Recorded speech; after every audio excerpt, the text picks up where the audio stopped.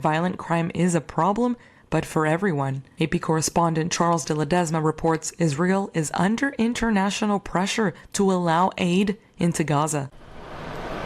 Trucks carrying aid are seen on Tuesday morning on the Israeli side of the Kerem Shalom crossing before they're expected to head into Gaza after officials said they would allow some aid in. Global experts are warning of famine in Gaza as a result of the Israeli blockade. Israel cut off all food, medicine and other supplies to the territory to pressure Hamas over ceasefire terms and to hand over the remaining hostages. Now Israel says it doesn't want a starvation crisis jeopardizing its new military offensive in the territory of over 2 million Palestinians. Officials say the first trucks carrying aid, including baby food, entered the territory on Monday via the Kerem Shalom crossing. I'm Charles de Ledesma. This is AP News.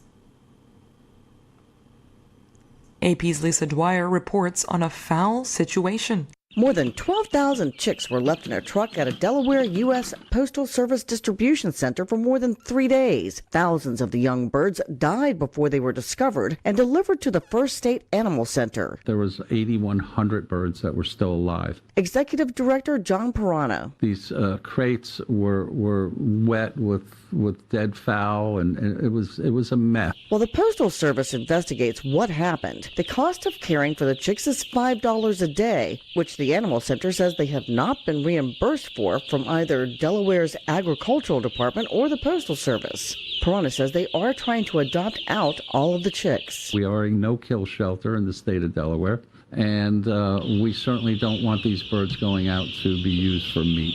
I'm Lisa Dwyer. And I'm Marcela Sanchez, AP News. This is 820 AM, WCPT Willow Springs, and streaming worldwide at WCPT820.com. We are Chicago's progressive talk, where facts matter. Now, your WCPT 820 weather update. From the Weatherology Weather Center, I'm meteorologist Jennifer Wojcicki. We'll see periods of showers and thunderstorms here for today with cloudy skies and temperatures holding rather steady. Breezy winds out of the southeast around 15 to 25 miles per hour, gusting as high as 40. Then for tonight, a chance for showers and storms, cloudy, a low near 52. By Wednesday, chance for rain showers, cloudy, high around 56. Thursday, a slight chance for rain, high 59.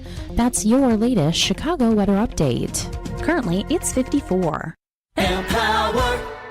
Tim collects bobbleheads. A lot of bobbleheads. Baseball bobbleheads. Race car bobbleheads. Little Chihuahua bobbleheads. He's got an entire room strictly for bobbleheads. Does he need them? No. Is his wife mad about it? A little. But Tim works with Empower, and he got good at money, so he can be a little bad. Ooh, horse bobblehead. Classy, Tim. Empower. Invest well, live a little. Start today at empower.com.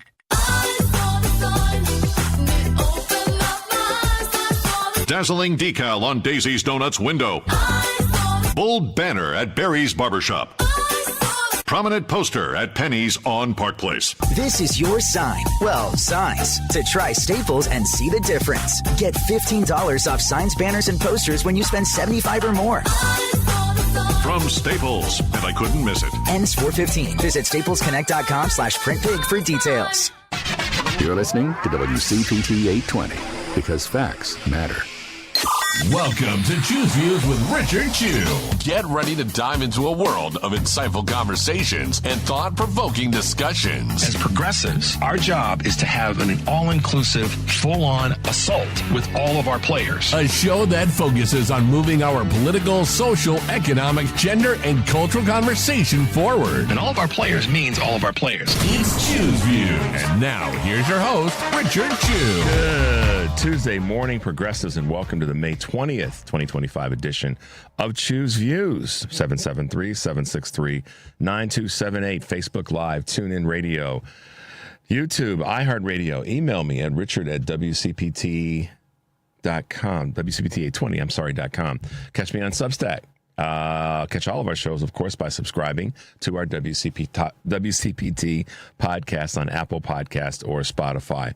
That's where you can get Choose Views, short versions and long versions. Joan Esposito, live, local, and progressive. Driving It Home with Patty Vasquez. The Big Picture with Edwin Eisendrath. Our Out Chicago shows and our other wonderful shows on the weekends. And, of course, and our interviews that go along with that. So it's good stuff there. And where's our good stuff? That's over at our Heartland Signal digital platform. But check this out, progressives. Trump speaks so many falsehoods, and we have to ask ourselves, why is it people are ready to believe falsehoods? And I guess my theory is that they actually know he's lying. They know he's exaggerating. They know that nothing grounds many of his claims, but they're thrilled with the idea that he's able to say whatever he wants and make it seem true, even though there's no evidence to support it. So I think we haven't thought enough about that right-wing thrill, that sense of exhilaration that people get with their MAGA rallies and the like. They want to be free to hate. They want to be free to be irrational. And he represents that very dangerous and misguided form of liberation. See, it was never really about the price of things, really and truly. It was about people who want to just, have a little hate in their game. And as so many of us see it and have said and spoke about it, it's really about, like the professor said there, the liberation of, or the freedom to say what they want. And I think about the actress Justine Bateman, who said that now she gets to say the things that she wants to say and use the words that she wants to use. That's code for probably being racist in her language, possibly being, I should say, and certainly very, very abusive in the language. That's a lot. There's a lot to do with this, a lot more than people have put any energy toward talking about. It's that Donald Trump can do it, so I can do it. And as a result, people are acting damn fools in many ways. And we see it with all the videos of people captured saying and doing stupid stuff. And some of those people are in Congress. That's the thing. On our show today's show, our guests include Karen Freeman, who is the head of the Chicago Urban League. And I'm looking forward to chatting with her about a new report that came out that I think you guys will be interested in hearing. The State of Black Chicago. James Hall, who will be with us, he's a CMPI director, and student violinist Olivia Doolin. We'll be talking about the impact of the arts when it comes to the Trump administration eliminating funding and DEI conversations around funding for schools and musical programs. And then Kristen Quarles, who will be with us from Fair Share America to talk about taxes and talk about this most recent just misuse of money in the wrong direction as it relates to this upcoming bill. So great guests today. Looking forward to chatting with the three of them. And certainly, as we can, if we can, we will try to squeeze in some of your calls and chat a little bit about what's going on in your mind. But let me bring you up to date on a couple of Choose Views news items here on May 20th, 2025. CBS News president is stepping down. CBS News president Wendy McMahon is stepping down after less than 2 years in the role. On Monday, in a memo, McMahon said, quote, "It's become clear the company and I do not agree on the path forward." Her departure comes just weeks after the executive producer of 60 Minutes, Bill Owens, resigned, citing concerns about how the show's journalistic independence is being handled.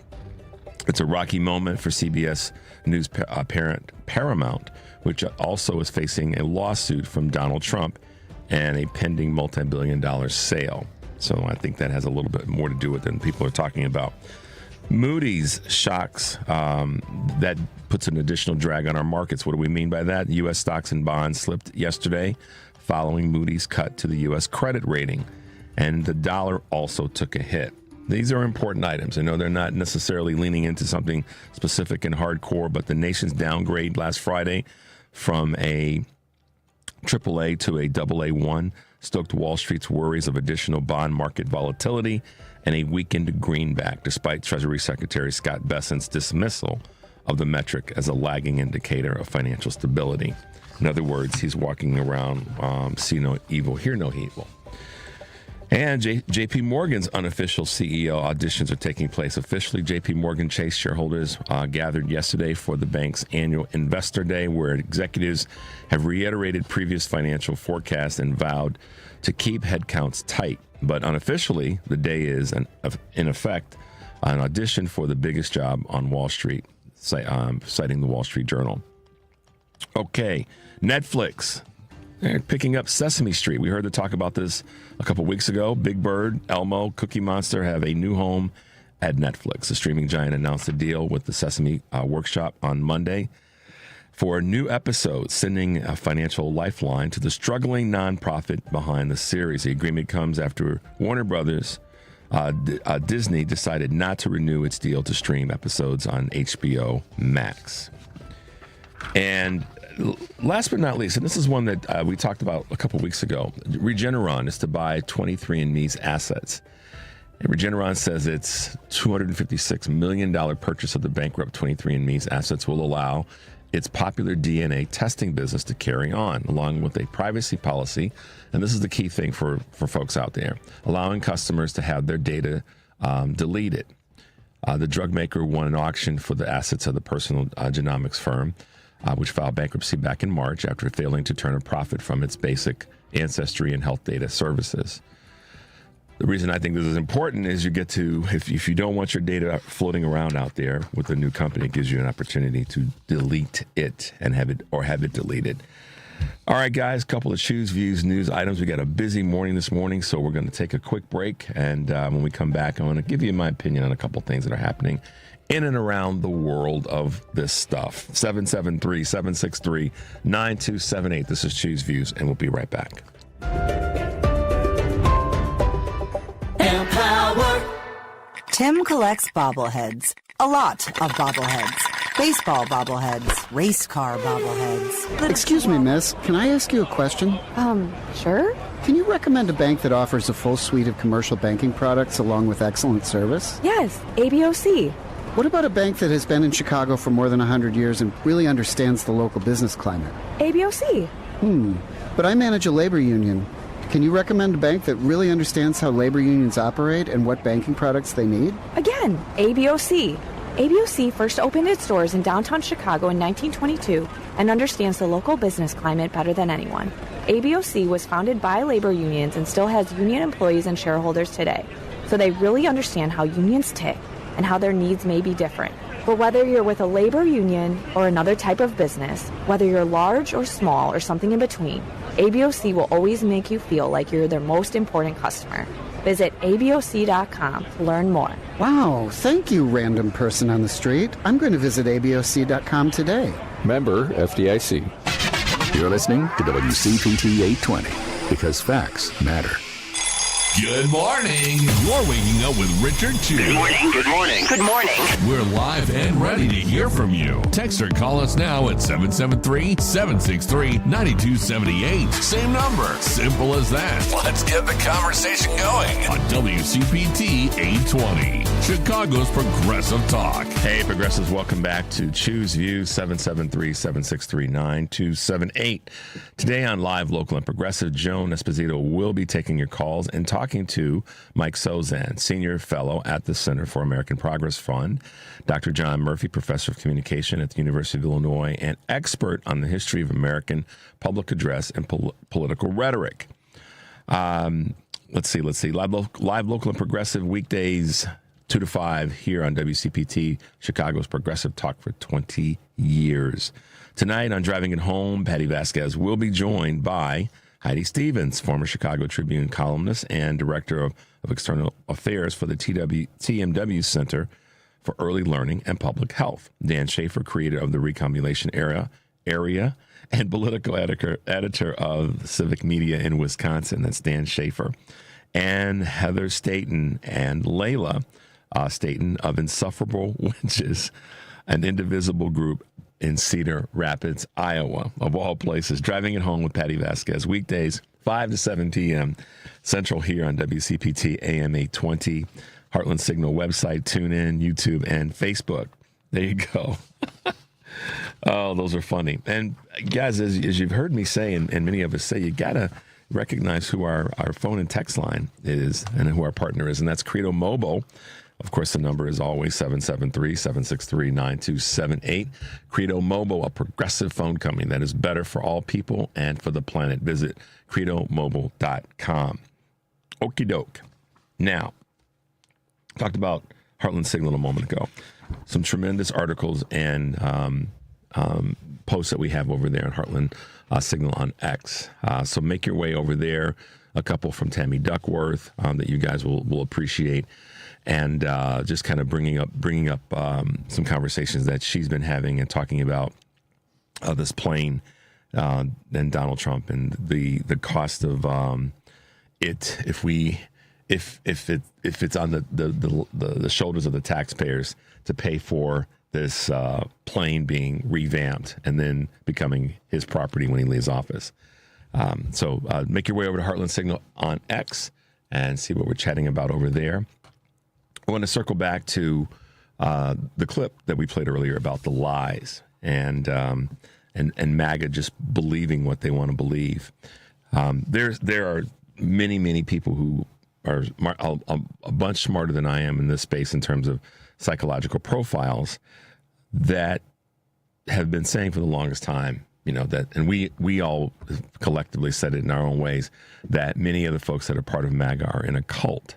Well, I'm not a cult expert, but I do agree with the professor that says that many of the people were just looking for an opportunity, looking for the person that could allow them to let the lies be real in their own mind.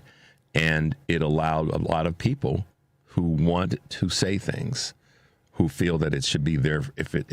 If we have freedom to speak our minds and freedom of speech, that I should be allowed to say what I want to say. Well, freedom of speech is really in the context that a lot of people want to use it, doesn't mean that you can just say what you want to say to another person without there being some repercussions.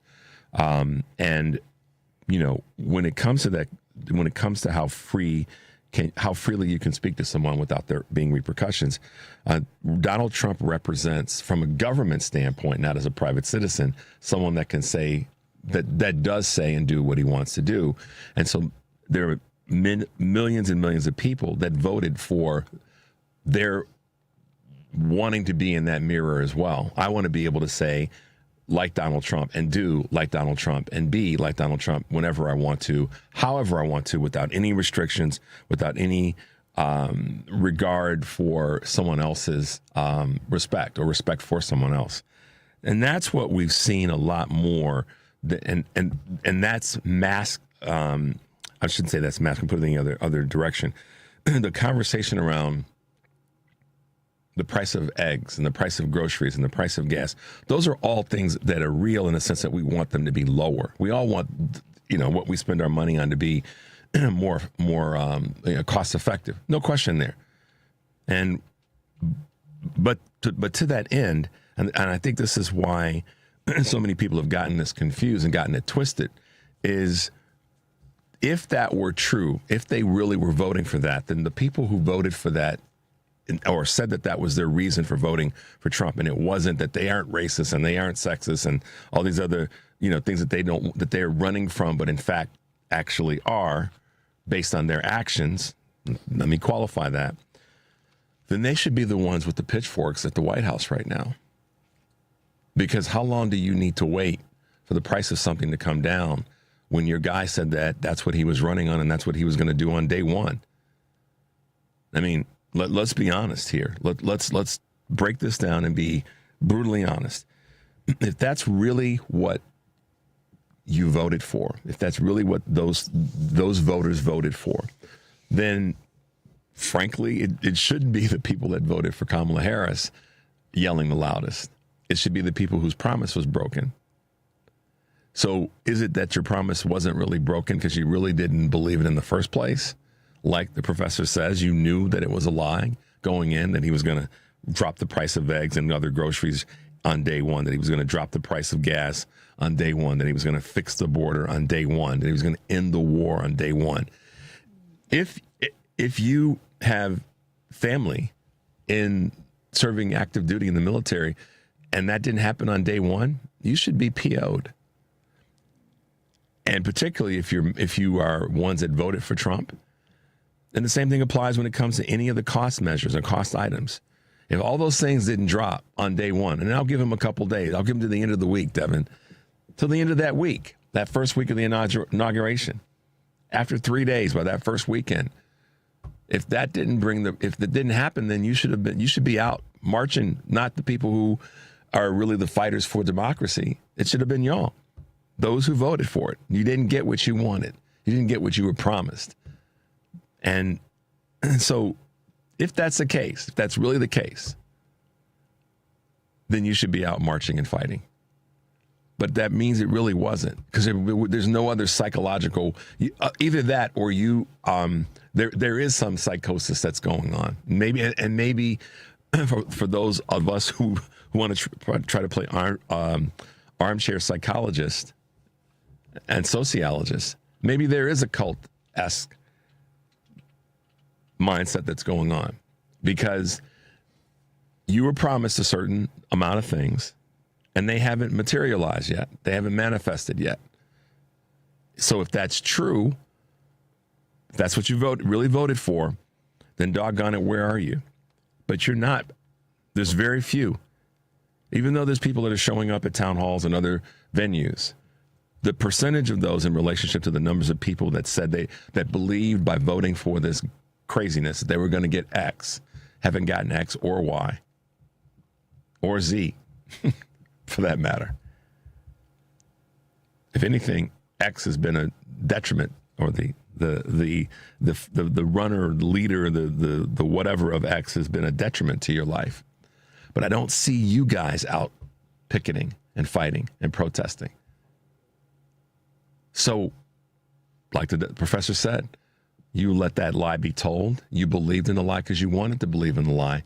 Maybe, but maybe more accurately, you knew all along that this wasn't going to be reality. You bought into it because you were using that as your head fake when it comes to racism and sexism and Christian nationalism and privilege. That's why. So I really like that clip because it just says that a lot of people want to pretend like the things that are happening right now aren't happening when you were told that they were going to happen by many, many people, quote unquote, on the progressive left. And now they are. And we're the ones that are out fighting, and we're the ones that are out protesting, and we're the ones that are doing events that are designed to hold the line. We're the ones that are taking issues to court, not you. See, we weren't promised. This is the thing that you got to understand. Those that voted for Kamala Harris weren't promised something as a group of progressive liberal Democrats. The country was promised something that would be better by electing her to office. And she told us that these things that are happening now were going to happen if Donald Trump got a second term. We believed that. And we're fighting for that. We're fighting and holding the line against what's happening as best we can right now, and using the courts and all the tools that we can to fight against it.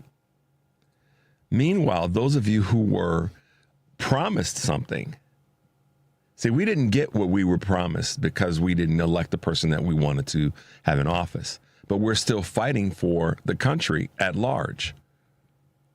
Okay? Whereas the people on the right who voted for, who were told to vote for and led to vote for Donald Trump because he was making you promises, he got elected and now he's defaulted. He's bankrupt on the promises. That should have you highly PO'd and angry, and you should be out every single day. Not really not us.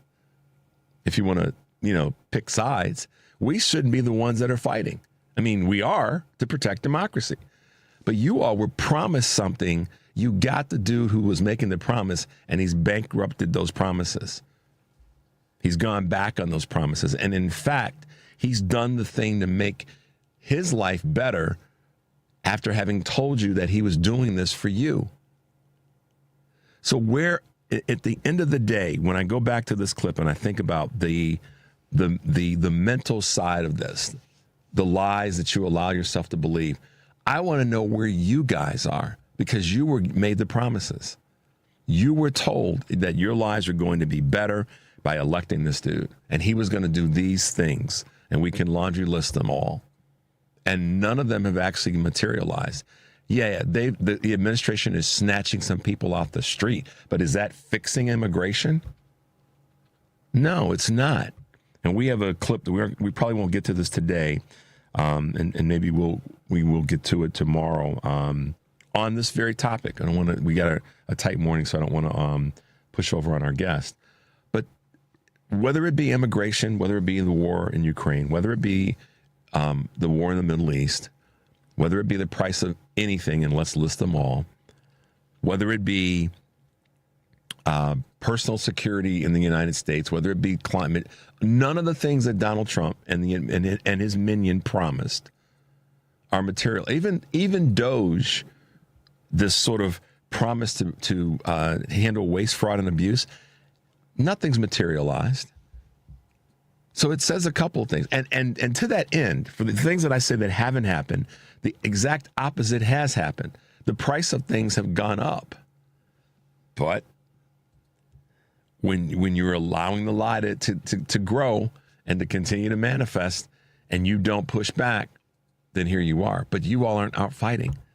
The GOP center-right voter and the those that are deeply into MAGA, who were promised all these things, you aren't fighting. You aren't saying a damn thing. The people who are actually who are getting the indirect, behind the closed doors promises are the uber wealthy and the billionaires, and that higher percentage of income earners who are, got their heads up the respective backsides of the GOP. That's who won. That's who's getting all the largesse. Not even the regular everyday MAGA voter is getting any benefit from this, because in many cases, you, rightfully so, are the recipient of certain benefits on a federal and a state level that have been cut. So when I talk about the four legs of the stool are really why you voted for him. And now you're getting what you voted for, which is the guy who was going to give all that privilege and all that resources to the people that it's closest to him, not to those who are in Appalachia or in Southern Illinois or in rural Texas or in, other parts of the country where that need is needed the most. That's the truth. That's the hard truth that the folks that are believing the lie, as the professor said, but wanted to have the liberation to speak their mind and say what they want to say about brown people or people that are part of the LGBTQ community or other communities that don't look like them, the others. That's exactly where you are right now. And who's going to save the day? It's not going to be Donald Trump. It's going to be people that voted for Kamala Harris. It's going to be that crowd of people that are going to step up and make things happen. So there you go. Just wanted to kind of let you guys know it's not about the truth. It's about the lies of MAGA and the lies of their leader. We're going to take a quick break. The number is 773-763-9278. And yes, that is our Credo Mobile text line. Give us a call. We're going to take a break. When we come back, we'll be talking with Karen Freeman Wilson of the Chicago Urban League. This is your WCPT Progressive Calendar. Tuesday, May 27th at 6:30 p.m., Congressman Brad Schneider, Democrat representing the 10th Congressional District, will be hosting a town hall in Northbrook to answer questions from constituents and update attendees on his actions in Washington. A location address will be emailed to you after registration. To register, visit schneider.house.gov and click the Events tab. Wednesday, June 11th at 6 p.m., Bookends and Beginnings Bookstore presents Molly Jong Fast in conversation with Peter Sagal to celebrate the release of Jong Fast's new book, How to Lose Your Mother, a Daughter's Memoir, about her feminist icon mother, Erica Jong. The event takes place at Nichols Concert Hall in Evanston. Visit Bookends and Beginnings to get your tickets. If you'd like to list your event or sponsor WCPT's Progressive Calendar, send an email to calendar@wcpt820.com. You're listening to WCPT 820. Here's the latest Chicago weather update. From the Weatherology Weather Center, I'm meteorologist Jennifer Wojcicki. We'll see periods of showers and thunderstorms here for today with cloudy skies and temperatures holding rather steady. Breezy winds out of the southeast around 15 to 25 miles per hour, gusting as high as 40. Then for tonight, a chance for showers and storms, cloudy, a low near 52. By Wednesday, chance for rain showers, cloudy, high around 56. Thursday, a slight chance for rain, high 59. That's your latest Chicago weather update. Currently, it's 53. Alexa, play WCPT. WCPT from TuneIn. It's Choose View with Richard Chew on WCPT 820, where facts matter. Hey, Progressive, welcome back to Choose Views. 773-763-9270 is our Credo mobile phone and text line. So make sure to give us a call and check out their website. So this morning, we've got a busy morning with some wonderful guests that are going to be with us. And to kick things off, we have with us this morning from the Chicago Urban League, Karen Freeman Wilson. Good morning, Karen. Good morning, Miss Wilson. How are you today? Good morning. How are you today? I'm good. Welcome to the show. Thanks for being with us this morning. Well, thank you for having me. It's an honor to be here. Absolutely. Now you're in that fancy role. I say fancy with a little bit of sarcasm, as the president of the Chicago Urban League, which is just a legends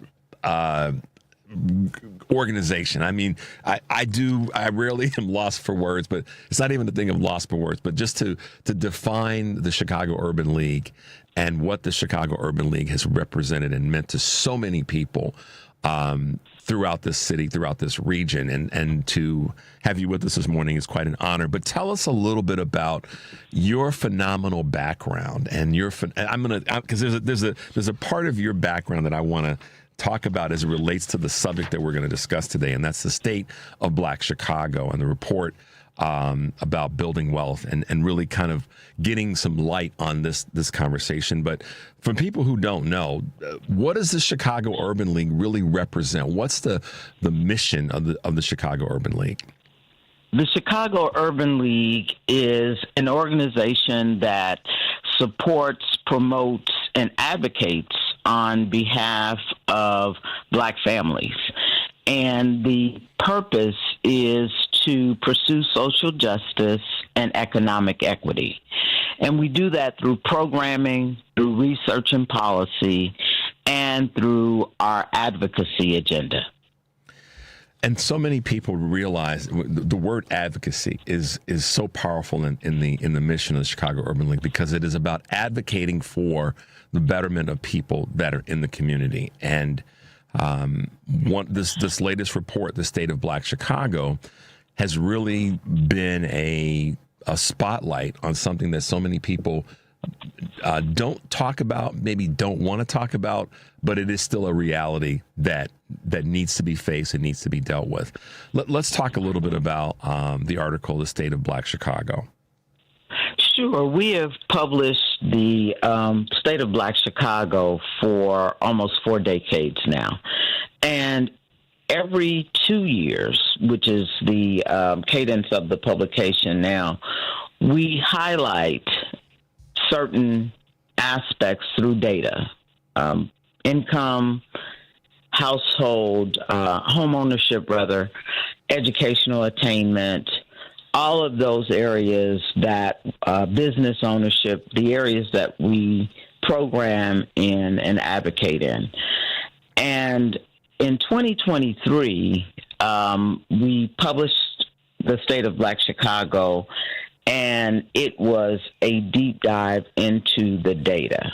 And we did it not only in a citywide or Chicagoland-wide way. We looked at 27 of the 77 neighborhoods and learned that if we focused our work, our in programming, our efforts together in those areas, we would see a significant difference. And so this year, we decided to really look at solutions, those solutions that were working, and we suggested those types of things that could work. So we looked at collective workforce initiatives. We looked at collective housing initiatives like the housing partnership that is going on through the Chicago Community Trust. We looked at the small business ecosphere that currently exists on behalf of small businesses, and particularly small Black businesses. And we also looked at educational opportunity, because we believe that if you look at a median wealth quotient of 0 in the Black community, which is what was determined through the Color of Wealth Chicago study, then we have to really focus collectively and really in a decided manner on improving that data.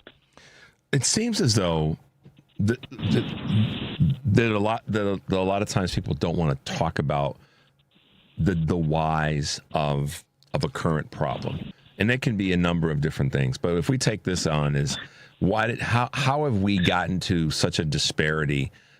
Because part of the report talks about the average net worth of a Black family by compared to the average net worth of a white family. And that number is staggering for some. And for others, it's like, well, I guess that's kind of where we are. And my question always comes back to, so if that is where we are, how did we get here? How did we get to a point where there's such a huge disparity between these two predominant communities in the city of Chicago? And I know this is a conversation that's a national conversation too, but absolutely. Slavery matters. Discrimination, intentional discrimination matters. De facto discrimination matters. What is what's de facto discrimination for those who may not? What I mean by that is sometimes you intend to discriminate. Sometimes it is unintentional, but it has the same impact, meaning that if there is just a history of choosing workers or employees from the same pool, and that pool is not diverse, then you will get an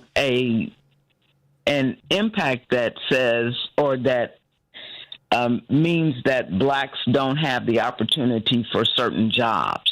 And if you don't have the opportunity for certain jobs, then it limits your ability to support your family in a way that would allow you to grow wealth, allow you to invest in home ownership, in businesses, and education for your children. And so it perpetuates a lower wealth quotient for Black families. And so the numbers don't lie. I think that a lot of times, I was just talking earlier on the show about people believing in certain lies and having, being conditioned to believe in certain things that are not necessarily true or data-based. But the data backs up the fact that there are certain steps that communities take to get to a certain level of wealth or a certain level of sustainability. And I go back to ask this question, and this is what I was saying earlier about, your background. You're Harvard College and law school educated.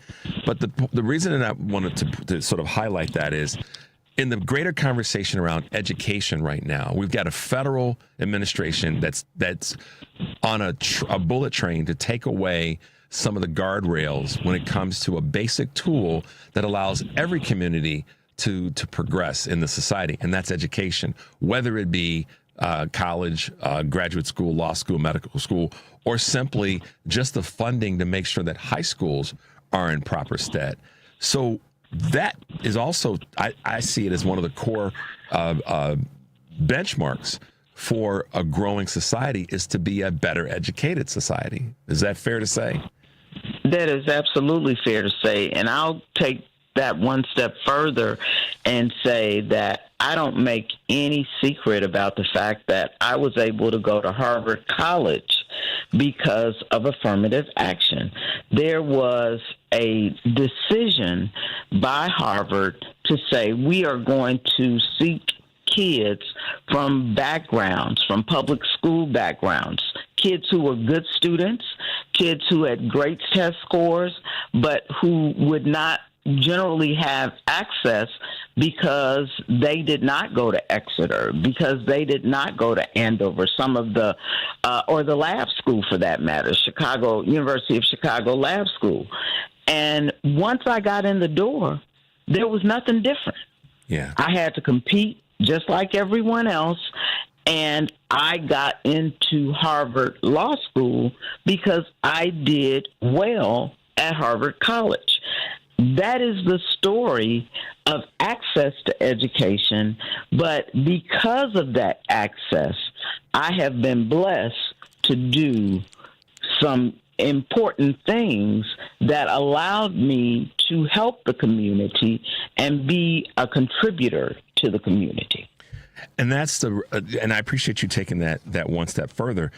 It was because of your performance in at one level that got you to the next level, but had it not been for those doors that were closed, if not locked, being just a little bit pried open, that skill set, all that talent may have gone in who knows which direction. And unfortunately, that's a conversation that, as we talk about this in the context of DEI, we talk about this in the context of what's right for who's going to be employed.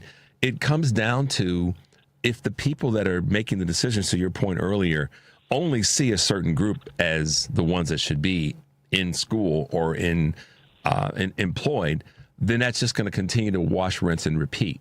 And so there has to be some guardrails. There has to be some cracking open of doors by legislation to make sure that those things don't continue to perpetuate themselves, correct? Absolutely, because I'm not the only one who was the beneficiary of affirmative action. Perhaps it was a parent's checkbook for other people. Perhaps it was knowing someone in the admissions office or on the board of trustees for others. Perhaps it was just being able to, they were exemplary athlete in row, a sport that I did not have at my school in rowing. And so there are other forms of affirmative action that people don't acknowledge, but it still helps others to take advantage of education, employment, or even access to capital. A lot of times legacy doesn't get discussed, and the legacy is, in some people's mind, is a fancy word for a different type of affirmative action, and programs that are considered part of the legacy of schools, is also part of that conversation. Karen, let me ask you this. Well, you were going to say something. I'm sorry.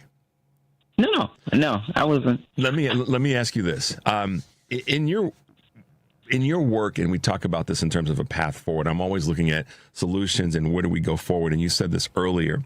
In the 27 areas that you looked at in the city of Chicago as it relates to the state of Black Chicago, what is it that, or what would be the top areas that are different in those 27 areas by comparison to the other areas that might be performing better in terms of the community?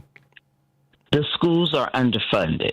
In the state of Illinois, there is a quotient that should lead to equitable funding in education based on the need of the community. That is not fully funded yet. That makes a difference in the education that young people receive in those neighborhoods. We see the condition of housing and the availability for investment in that housing.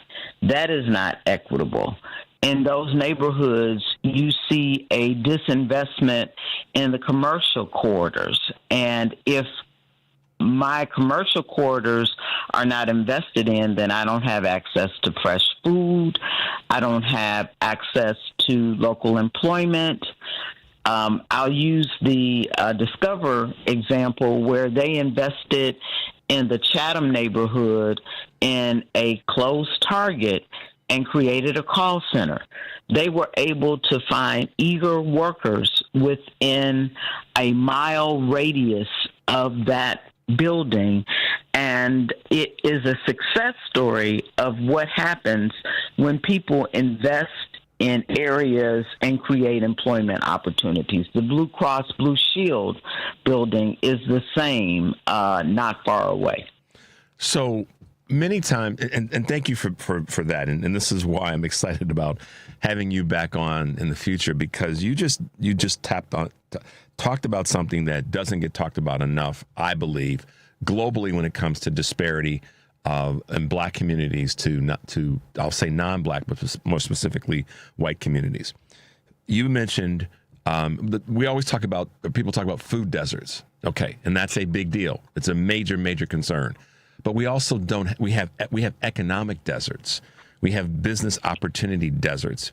And I think of some of the communities that I remember growing up and being a part of, and how the businesses along, just as an example, 87th Street in Chicago, from King Drive far east, there were tons of businesses on each side of the street. And those businesses... 87. That's absolutely right. 87th Street, 95th Street, 69th Street. All of those were not only commercial corridors that were vibrant, but they were sources of employment, sources of tax dollars in a community, where if you have tax dollars in a community, then you see investment in the community and you see growth.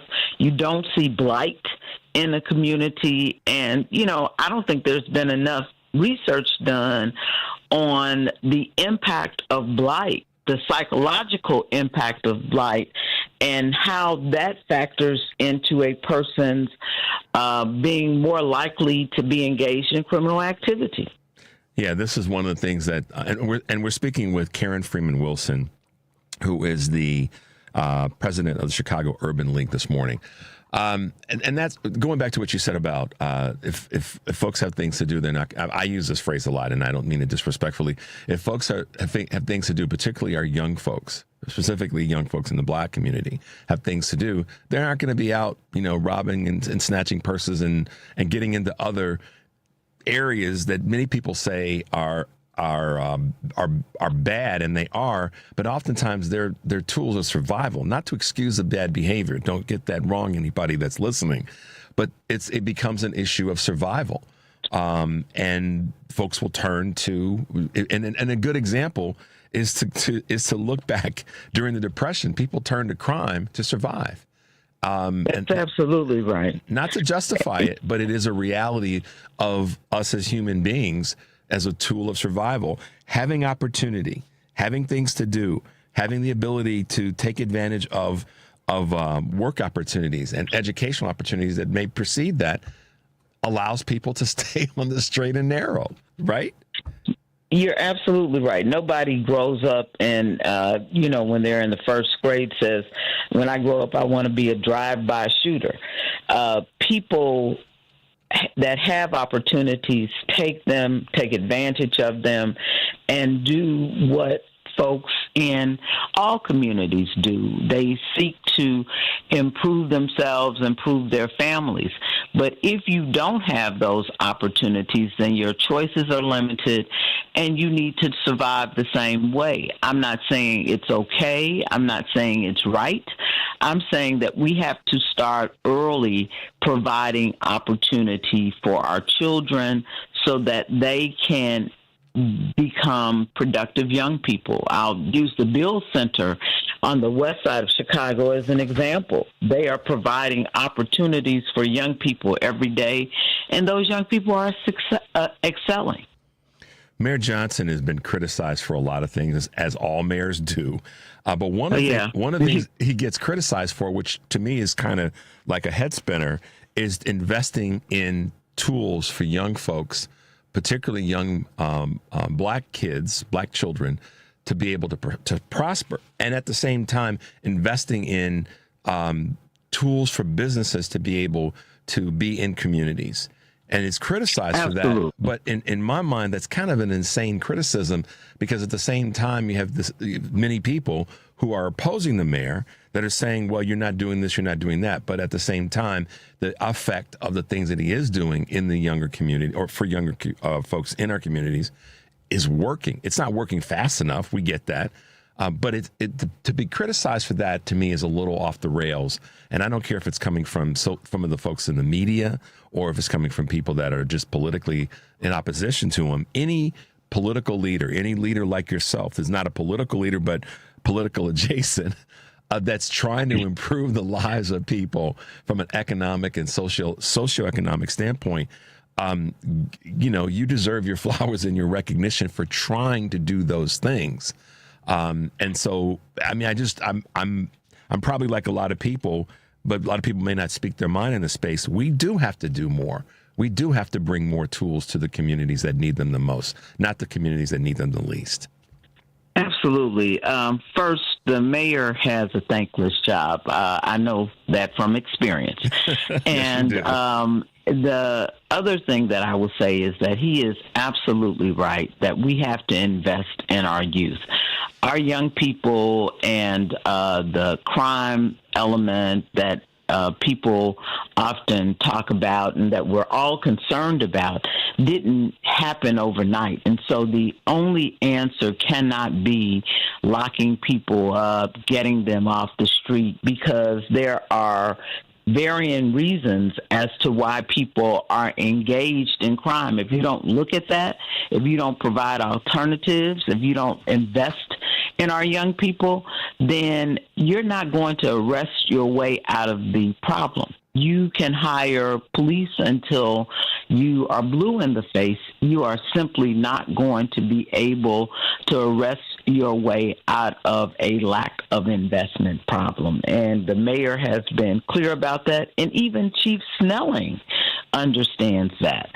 It's a matter of simply making those investments, providing those opportunities, and being actively engaged in constitutional policing. And that's a concern that's not just here in the city of Chicago. I know that as the president of the Chicago Urban League, you also know, Ms. Wilson, from your experience, that this is a U.S. global concern. U.S. in the sense that there is not a community in the country that has survived by not investing in its youth, by not investing in its community and investing in its people. And on a scale, this is the thing that this is where I think a lot of people have missed this over the last 3 to 4 decades.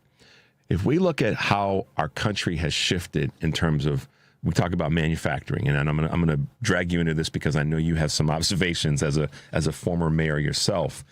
Sure. That if we don't invest in our communities at large, yes, we are specifically talking about investing in and improving narrowing the gaps between the black and white communities. But as a society, if we don't invest in our communities at large, and that means our rural communities as well as our urban communities, we can't continue going down this path. And it's proving itself by the disenfranchisement that people in rural communities are feeling with where we were once to where we are today. What's your observation on that? You have to make investments in communities across the board. Now, you can't invest in the same proportion, but you have to invest in those communities. And when you don't invest, whether it is a rural community or whether it is the urban neighborhoods, the urban core like Chicago, in our neighborhoods that need it the most, like Inglewood, like Greater Grand Crossing, like the West Side, Austin, and North Lawndale, then you will see the impact of that disinvestment in so many ways, even beyond crime. You'll see economic deterioration. You'll see the housing stock deteriorate. And you'll see people leave those neighborhoods. And if people leave, there are some folks who don't have a choice. And when they stay, their choices are limited. And that is where the cycle of poverty comes from very often. Yep, absolutely it does. Wow, Ms. Wilson, it's great to have you with us this morning. And this is a topic that we have to talk more about, and we will talk more about by having you back again in the future. What's keeping you moving forward in the conversation that we're having, but what's keeping you moving forward and gets you up and says, okay, I'm ready for another fight today?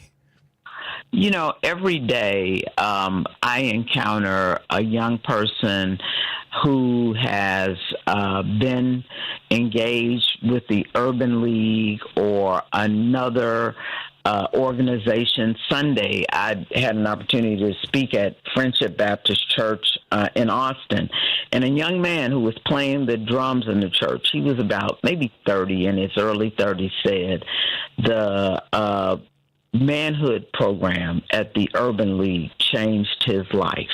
And he called out one of our counselors, and I had the opportunity to talk to that counselor yesterday. It was a workforce program.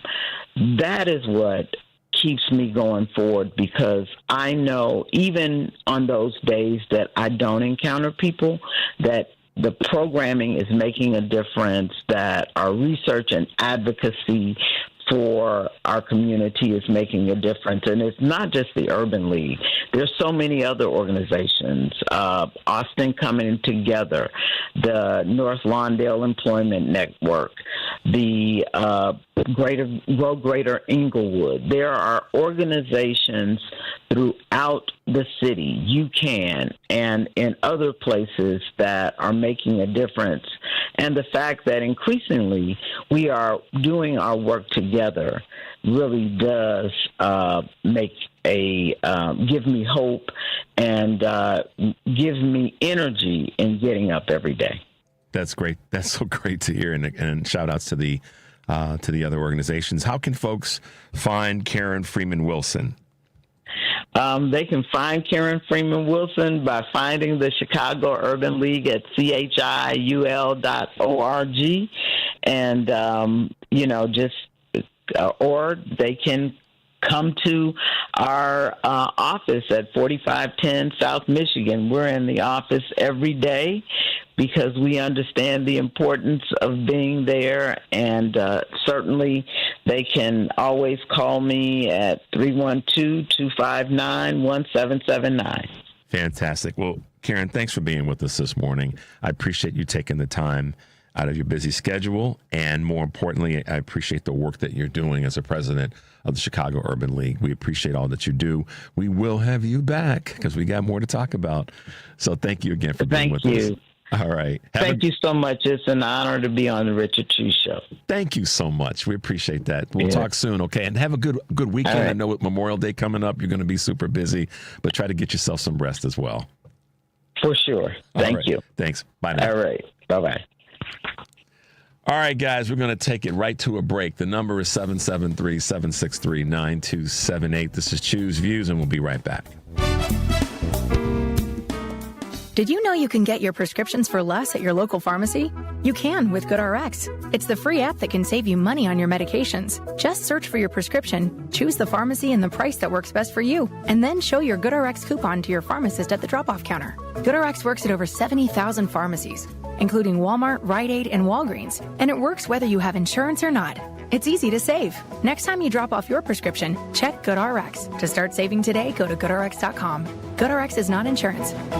Imagine having all the money you need for retirement, all the income, every month. guaranteed. That's Secure Future Investor. Secure Future utilizes an indexed annuity tied to growth in the U.S. stock market, but without any risk of loss ever. That's right. No matter what happens in the market, your investment can never decline. Down years, you're insured against any losses. Boom years, your retirement account grows exponentially to increase your worth. Whether the market is up or down, Secure Future Investor can set you up with guaranteed money for life income. It's the difference between thinking you have enough money to retire and knowing you're getting that retirement check every single month for the rest of your life, no matter how long you live. Over 40 years old? Call now. 888-509-2228. 888-509-2228. Sponsored by GP Agency, Inc., Raleigh, North Carolina. Licensed in all states. Performance may vary. Consult with your financial professional before making an investment decision. Stop feeling embarrassed about thinning hair and start looking and feeling your best with Hair Grow by New Nordic.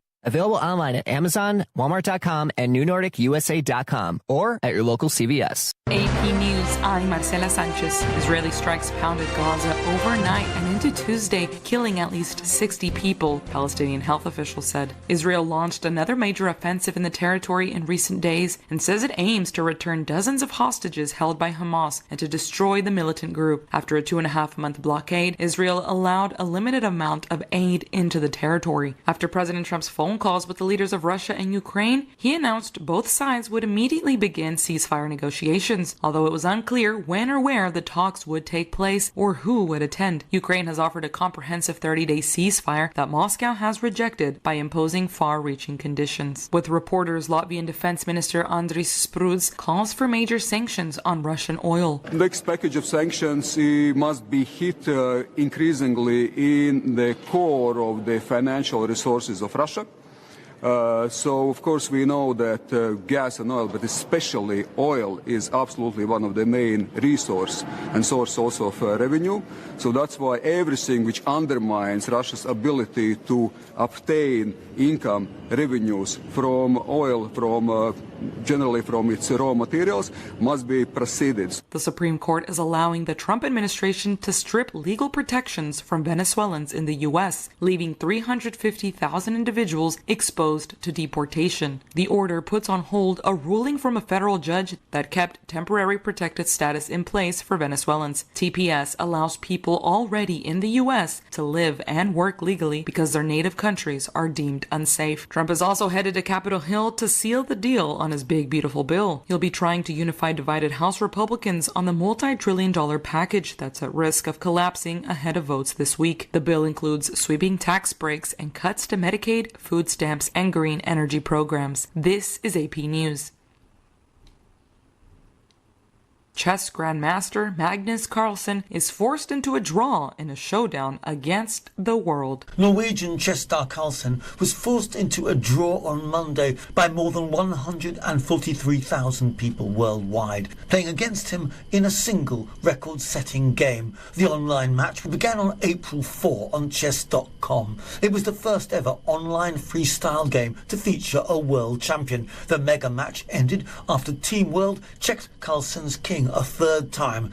It was a stunning outcome after the website had predicted Carlsen would win by a wide margin. In the chat, players appeared split on whether to force the draw or to keep playing against him. I'm Charles de Ledesma. NFL owners this week will also be discussing whether players are allowed to participate in flag football when the sport makes its Olympic debut in 2028. I'm Marcela Sanchez, AP News.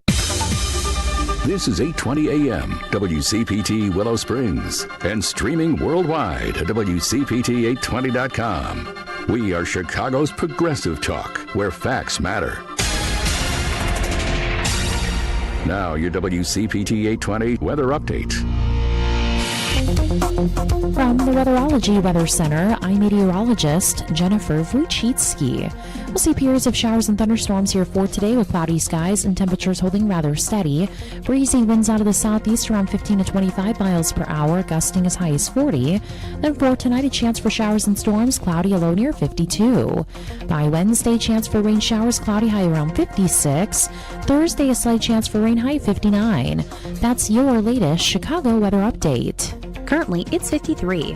Summer's here, and you can now get almost anything you need for your sunny days delivered with Uber Eats. What do we mean by almost? Well, you can't get a well-groomed lawn delivered, but you can get a chicken parmesan delivered. A cabana? That's a no. But a banana? That's a yes. A nice tan? Sorry, nope. But a box fan? Happily, yes. A day of sunshine? No. A box of fine wines? Yes. Uber Eats can definitely get you that. Get almost anything delivered with Uber Eats. Order now. Alcohol in select markets. Product availability may vary by region. See app for details. Chicago's Progressive Talk, WCPT 820, where facts matter. Welcome to Choose Views with Richard Chew. Get ready to dive into a world of insightful conversations and thought-provoking discussions. As progressives, our job is to have an all-inclusive, full-on assault with all of our players. A show that focuses on moving our political, social, economic, gender, and cultural conversation forward. And all of our players means all of our players. It's Choose Views. And now, here's your host, Richard Chew. Hey, progressives, welcome back to the show. 773-763-9270 is the Credo Mobile phone and text line. Credo Mobile, a progressive phone company that is better for all people and the planet. Visit credomobile.com. So, what can I tell you, guys? We're in this crazy, crazy time, and we've got folks out there that are fighting in different ways than you might be familiar with. We just had the opportunity to speak with Karen Freeman Wilson, who's the president of the Chicago Urban League, discussing the disparities in family wealth in the city of Chicago. And I would say, without a doubt, based on the data, part of the greater society of America, the income disparity, the wealth disparity.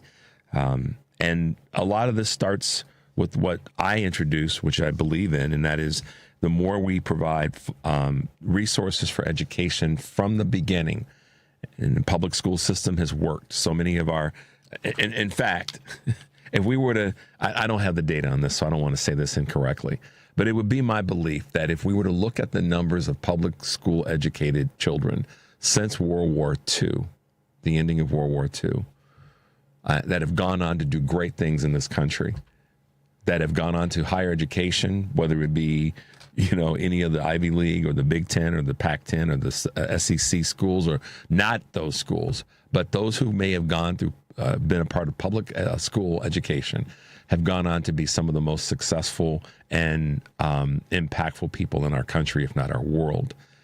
So for me, a lot of it starts with education. And then you've heard me say this before, public education is important. Private education is a part of our society, but what really matters is that people have access to tools to improve their lives. So that can also include our trade schools and our junior colleges and our community colleges, which has to be a big part of how people get to that next step. And we've dropped the ball there as a country. We just have, and now we've got a dude that's pushing the ball even further down the hill. That has to be stopped. And education it's an opportunity to get people to the next level. And our society has failed in that space. We look at so many other communities outside of the United States that they lean in hard on education. And our country has just failed in that space in the last 40 years, and providing access to more tools for further education, not just college, but tools in general. We want to ask the question, what was it? We're talking about one of the concerns that factories that are being built are having, and that's the people being trained to do the jobs.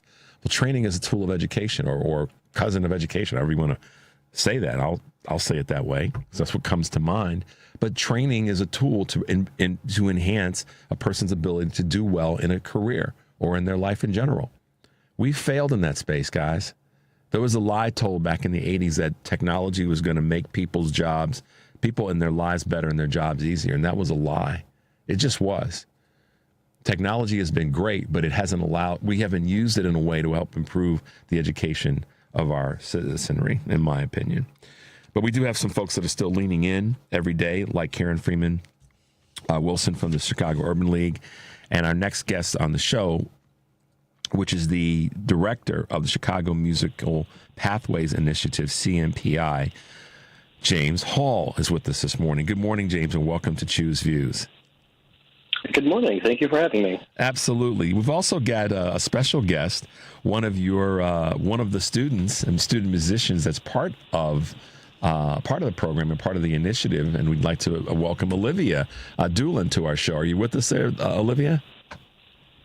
Hi, yes, I am. Thank you so much. All right. Well, good to have that young, energetic voice with us this morning. Thank you both for being with us in this segment. James, a lot of people are familiar with this. A lot of people know about, because we've heard it as part of this national conversation with the new Trump administration being in office. And one of the things that has been such a drag on where we are when it comes to educating and providing programs that are going to allow us to improve our society is the fact that the Trump administration is really leaning into canceling so many programs of support, whether they be DEI programs or training programs in general, mentorship programs, where the federal government is involved. And you've been pushing back and fighting against that, both hands, both feet, kicking and screaming to make sure that your Chicago Musical Pathways Initiative is still moving forward. Tell us a little bit about the program. Tell us a little bit about the mentorship work that you've got going on, and then we'll talk a little bit to Olivia. Sure, yeah. So the Chicago Musical Pathways Initiative, or CMPI, is a training program that's meant to support students from backgrounds underrepresented in classical music. So students of color, students from low-income households, students who would be the first in their family to go to college. And we take students like those and give them all the support they need to successfully get into top colleges and universities as music performance majors, so that eventually they'll be able to take their place within the field of classical music and make the field as a whole more reflective of the diversity of the country that we live in.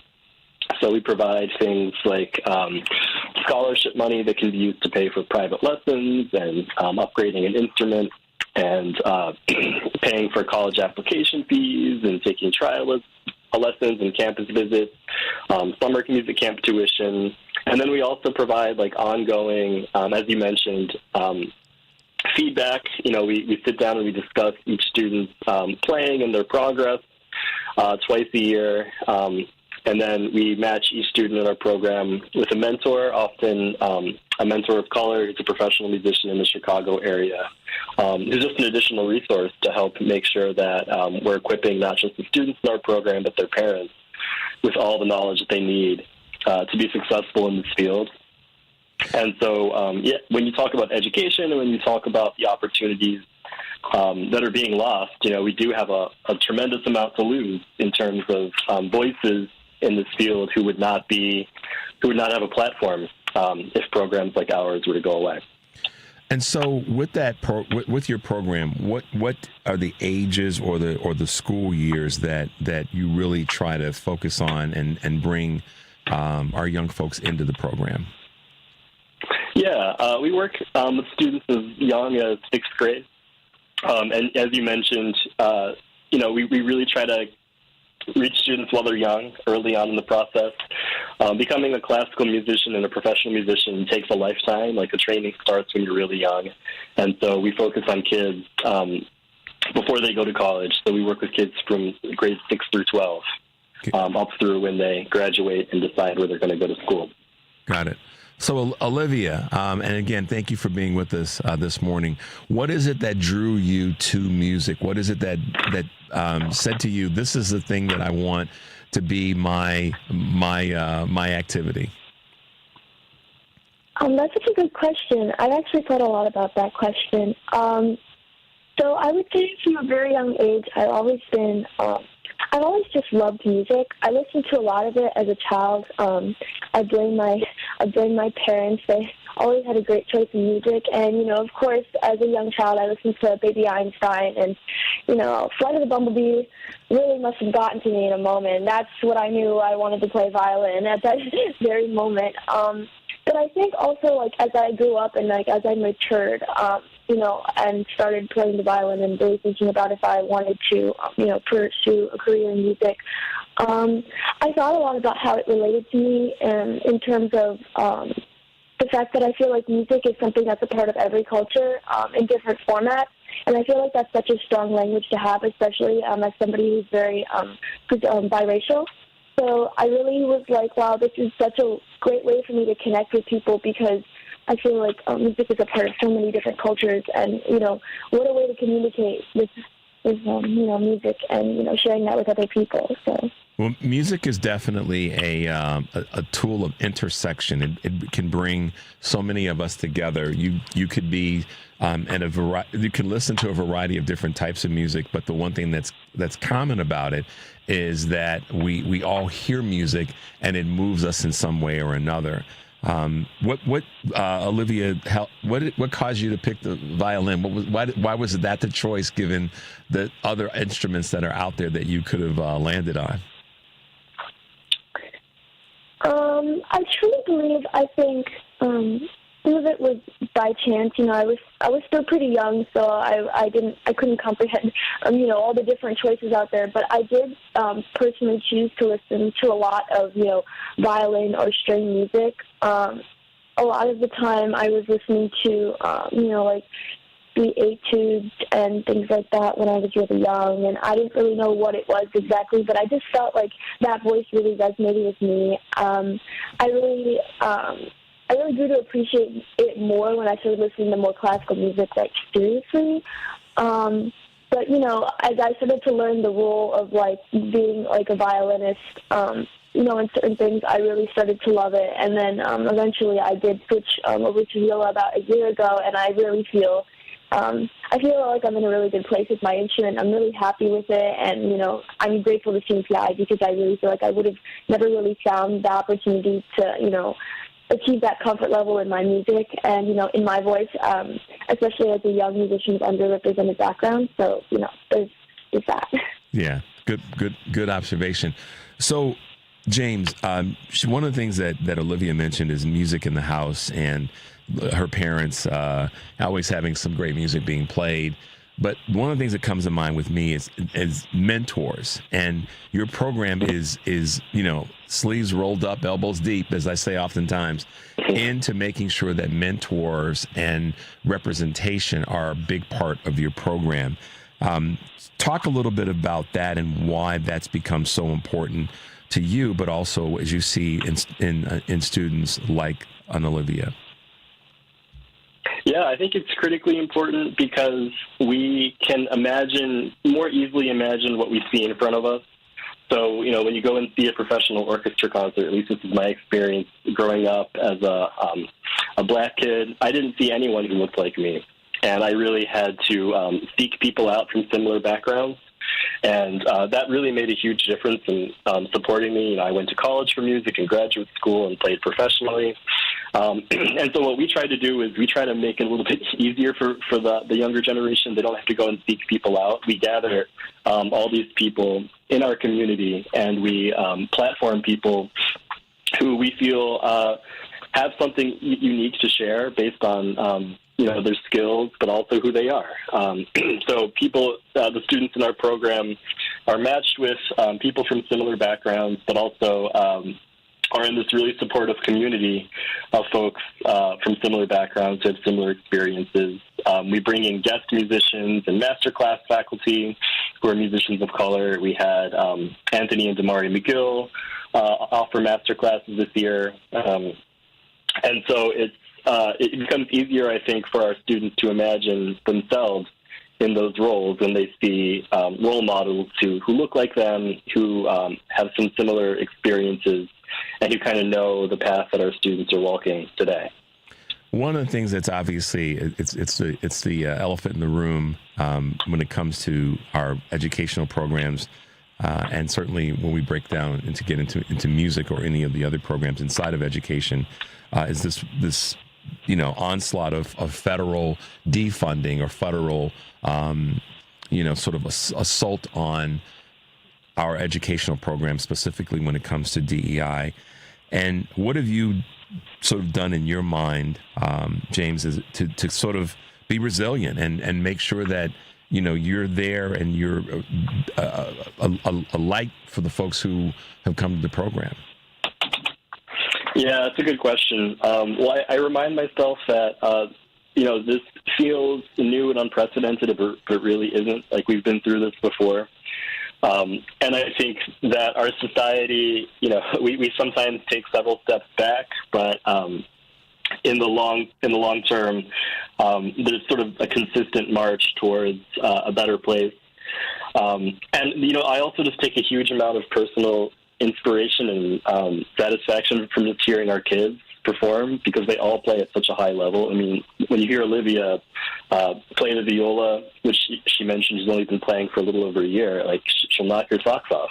And so when I hear our kids make music, it's like, okay, this is why I'm doing it, so that you know, when students like Olivia graduate college and begin to work in the field, they can inspire the next generation. I think that's how change happens. It's people just being themselves and doing it unapologetically for the benefit of others like them. Well, you created a great community, and to the point that you made about having these young folks knock your socks off and keep you motivated in the process. You guys have a nice event coming up tomorrow. Tell us a little bit about that.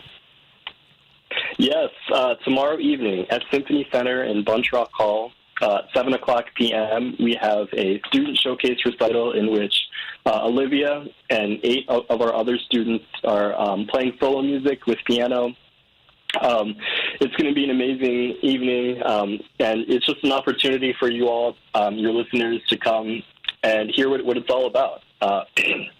I think one of the complaints that people have about equity work and DEI, or whatever you want to call it, is, you know, this idea that we're taking things away from people and giving it to other people.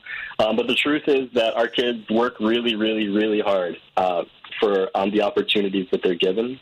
And when you hear them perform, there's no question that they're all so deserving of having great, rich careers in music. So come out to Symphony Center tomorrow at 7 o'clock p.m. and hear Olivia and our other students perform live and in person. Olivia, are you excited, or how are you feeling about tomorrow night's performance? I'm really excited. I would say last year around this time, I did a performance for CMPI, a solo performance, and I was really nervous about it because at that point there were some more new fellows in CMPI, and CMPI I feel like truly represents a strong community, which I feel like is such a hard thing to find in an organization. But, you know, like last year, it really provided me the opportunity to get to know so many of these young fellows who, you know, were from underrepresented backgrounds and who I could relate to and, you know, talk to. And after that, I actually ended up going to camp with most of these students and fellows. And I had such a great time. And then, you know, even a little bit later, I set up a chamber with 2 of the fellows as well, and then we've been doing some really hard work as a chamber, and here we are now a year later, and I feel like how far have we come as a community, and how far have I come as a person and a player, and I'm so grateful, you know, to be able to really showcase that from, you know, then to now, and just how impactful an organization like CMPI can be. So I'm really excited for Wednesday. Well, I know you're prepared. I know you've been working hard. I know you got yourself ready to really knock our socks off. And Olivia, you are an inspiration. While you were just describing all that, I had nothing but a big smile on my face, and I'm sure listeners of ours across the country had the same big smiles on their face. So we're so proud of you and excited for what you're doing and what you're going to continue to do. James, we want to thank you for the work and the leadership and the mentorship that you provided. And as the phrase goes, brother, keep on keeping on, because we will be here as one of your sort of distant cousins of support, and would love to have you back in the future. Olivia, keep up the hard work, young lady. You were doing fantastic stuff, and you yourself are a young mentor, so we appreciate what you're doing to be a leader at this young age. Thank you both for being with us this morning. It's a pleasure and an honor to have the talent and the energy that you guys bring to this conversation. Thank you so much, Richard. Thanks for being with us, guys. Thank you so much. You're welcome, Olivia. Have a great show tomorrow. And I'm not going to make any promises, but if I can stay awake, I'm going to try to make my way over there and at least stick my head in the door for a bit. So thanks, guys, for being with us. Have a great day today. You too. Thank you. Thank you. All right. Bye-bye now. Bye. Wow, guys. What an inspiration. I mean, her young voice was full of energy and excitement about the work that she's doing, but also the meaning, what it means to be in that role as a young musician, but certainly a young musician of color. Let's take a quick break, Devin, and get ready for our next guest. Like I said, busy day. 773-763-9278. This is Choose Views, and we'll be right back. Hi, my dad founded Chicago Community Acupuncture. My dad did too. That's because we're sisters. Yeah, but it's true. You know, acupuncture has helped billions of people, but some people are still afraid of it. Why? They're afraid it'll hurt, or that it won't do anything to help them. That's silly. We get acupuncture all the time, and it's like less than a mosquito bite. And everyone knows that acupuncture can help a bunch of different problems. Not everyone knows that. Someone should tell them. I think you just did.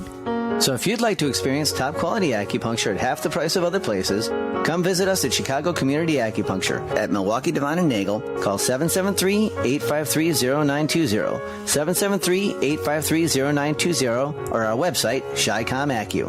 Chicomacu. CHICOMACU.com. Or CHICOMACU.com. Chicomacu. Either way, we'd love to help you. Start feeling better today.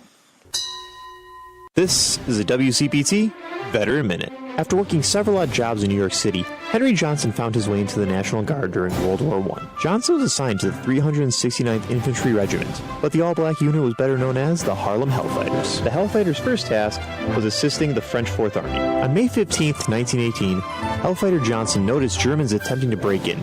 Johnson retreated to get backup from the French troops, noticing German soldiers were attempting to kidnap another Hellfighter. Despite standing at only 5'4", Johnson sprung into action. With only 3 bullets and a bolo knife, Johnson was able to kill 4 enemy soldiers and wounded 21 others, causing them to retreat, saving himself and his men. However, Johnson received a total of 21 injuries all over his body, including his left foot being shattered. Johnson was discharged, and his papers did not show his heroism or his injury, leaving him unable to receive any disability compensation, leaving Johnson penniless at the time of his death at age 36. Johnson's heroism went unnoticed for decades until President Barack Obama awarded him the Medal of Honor in 2015. You're listening to WCPT 820. Here's the latest Chicago weather update. From the Weatherology Weather Center, I'm meteorologist Jennifer Wojcicki. We'll see periods of showers and thunderstorms here for today with cloudy skies and temperatures holding rather steady. Breezy winds out of the southeast around 15 to 25 miles per hour, gusting as high as 40. Then for tonight, a chance for showers and storms, cloudy, a low near 52. By Wednesday, chance for rain showers, cloudy, high around 56. Thursday, a slight chance for rain, high 59. That's your latest Chicago weather update. Currently, it's 52. Because facts matter. You're listening to WCPT 820. It's Choose Views with Richard Chu on WCPT 820, Chicago's Progressive Talk. Hey, Progressives, welcome back to the show. Choose Views. 773-763-9278 is our Credo Mobile and text line. Credo Mobile. Make sure you make your way to their website, credomobile.com. Devin, let's hit them with this quick clip that we have before we introduce our guest this morning. I want to be really clear. Tax cuts for millionaires do not create jobs. Right. Tax cuts for investors do not create jobs. Tax cuts for people who manage other people's money do not create jobs. That's right. And tax cuts for corporations do not create jobs. It doesn't even make sense on its face. Right. Corporations pay taxes on profits. That's right. Profits are calculated after expenses like labor. So the next time somebody tells you that giving a corporation a tax cut is going to get somebody a job, they are lying. They are selling snake oil. Snake oil.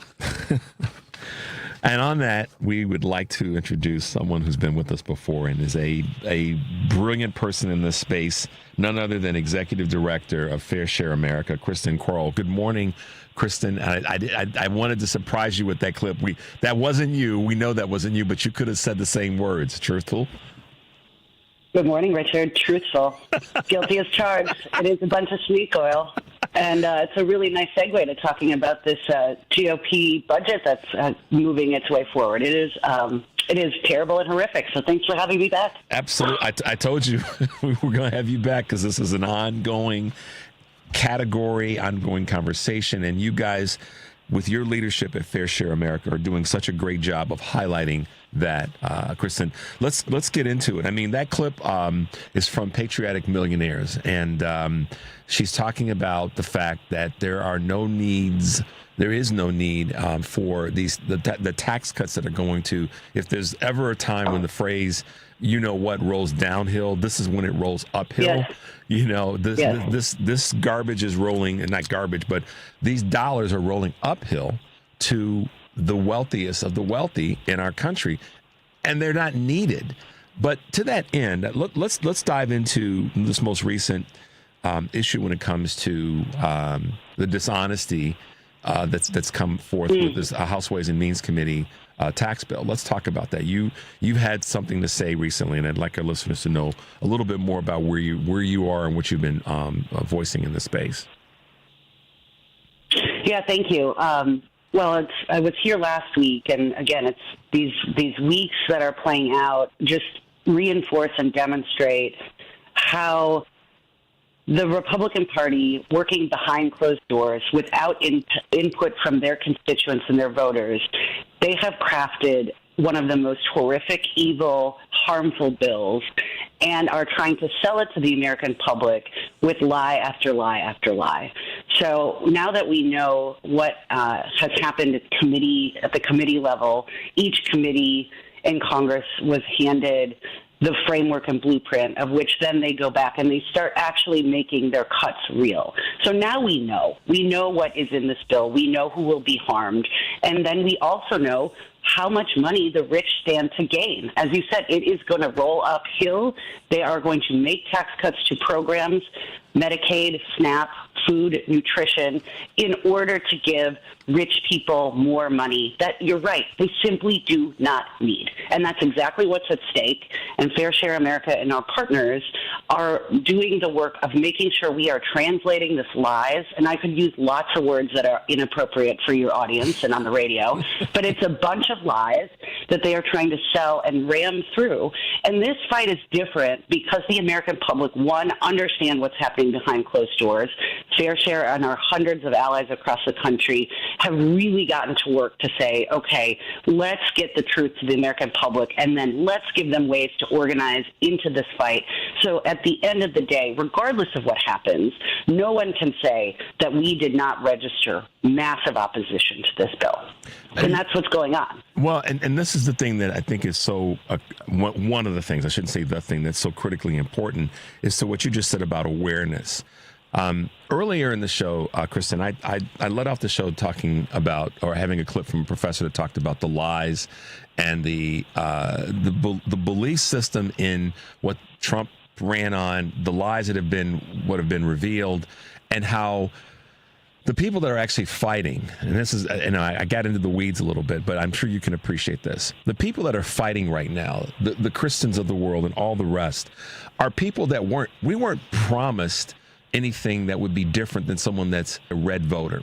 We were under the belief that if we were to elect a Kamala Harris to the White House, or Joe Biden if he had stayed in the race, that we were going to be fighting for things that were good for all Americans. And so that. By contrast, the folks on the right who voted for or said that, believed the lie, or fooled themselves, or didn't want to say that they were actually being biased or racist or sexist or whatever, they voted for a guy that led them, or at least they believed the lie, that these things weren't going to happen, or that they were going to do different things to make their lives better. So I asked the question earlier, Kirsten, why aren't they the ones with the pitchforks in front of the White House screaming and yelling? Because prices have gone up, not down. The wars in Ukraine and the Middle East haven't gone away. Immigration has not been solved in day one, and the list goes on. But when it comes to these tax bills, I mean, the misleading claims that everybody would see a reduction in their taxes, not only has it not manifested, it's not going to manifest. And when you take the benefits away that many of that demographic needs, that's what is just astonishing to me in some ways. But in my right mind, I know that this is what people, they say they voted for, but in actuality, they were lying to themselves. And here we are again, fighting another bill that is going to cause harm to that same group of people. No, that's right. And I would say my experience on the ground. Oh, can you still hear me? Mm-hmm. Yes. We can Okay, hear you. good. I thought I cut out for a moment. Nope, you're here. My experience on the ground in the town halls all across the country, there are Republican voters that are showing up to say exactly that. We voted for this because we were promised a better economic life. Trump said he was going to reduce costs. We were going to get, lower taxes. He did not tell us all of this. And so while it might not appear from Washington, D.C. or the national level that that there are Republicans among us, from the ground, this is very populist. There are Republicans who are coming to terms with they were lied to, and they are going to be massively harmed as well. And there's recent polling to underscore this point. When you look at Medicaid and SNAP, healthcare and food nutrition, which will be cut drastically in this budget, make no mistake. 70% of voters oppose this. But when you dig a little deeper, over 50% of folks that voted for Donald Trump just a mere few months ago oppose this. So this is not, and it's hard to underscore just how important this is. It's gone from 50 this is not a... I'm sorry, Carson, go ahead. I'm sorry. Yeah. Oh, I was just going to say, this is not on the ground a Democrat versus Republican fight against this budget bill. This is all of us that understand the stakes, and Republicans among us are saying we are opposed. Yes, 50% of people that voted for Donald Trump a mere few months ago oppose these cuts for the health care and food nutrition benefits. And how is that number trending? Are you seeing anything that's saying that it's going to continue to go up, or what are you getting on the ground in that area? I think the more we talk to people, the more the movement's growing. I mean, certainly over the last 3 months. I mean, we started really doing deep organizing right around inauguration, and then there were months where we had the framework of the bill. Now we have the real hard facts. The last week revealed exactly where the cuts were going to take place, how many people were going to, lose health care. We now know. It's not hyperbole. I'm not a, chicken with her head cut off screaming millions of Americans are going to lose health care. 13.7 million people, human beings, are going to lose health care with this current budget bill. Another 3 million Americans will lose food assistance. So the more that they reveal exactly what they're doing, the harder we are communicating on the ground to make sure, that's our job. We can't control how the GOP is going to vote, but we need to make sure that the American public really understands so that we take accountability for educating ourselves, organizing, bringing 5 more people. So, I mean, we've seen the trajectory of momentum on the ground continue to pick up. And as we head into today is National Day of Action. It is a call-in day all across the country. We are expecting tens of thousands of people to call in to their members of Congress to say absolutely not, let the record show, I am opposed to this, and force them to make a choice. Are they going to side with the billionaires calling the shots behind closed doors in Washington, D.C., or are they going to do the right thing and stand with their constituents? And that's what the next 48 hours is about, Richard. And to that end, the states are really the ones that are going to absorb a lot of this burden, already have. Yes. What are some of the on the ground, and I should say, what are some of the states that you have either visited or that you have colleagues in saying in terms of who is being or which states are being most impacted at this short 22 days? Yeah, I mean, we're doing work in 33 states. I've been to at least 6 states in the last month. I'm going to be back on the road probably most of Memorial Day recess. What we're able to provide is the exact number of constituents in each congressional district. So we're looking at, our sort of strategy, if you will, is to look at, well, what are Republicans saying? What are members of Congress saying publicly? And there are a number of Republican members of Congress that do not, at least publicly, they say they do not want to cut health care and nutrition. And then you go to their district and you recognize that, in some of these districts, Richard, it's like 180,000 people in one congressional district are going to lose health care. So that is the strategy, is to map where is there some weakness perhaps, or I don't want to, open-minded seems too generous to say to some of these folks because they're just following whatever the leadership is telling them, but we're trying to make it really hard.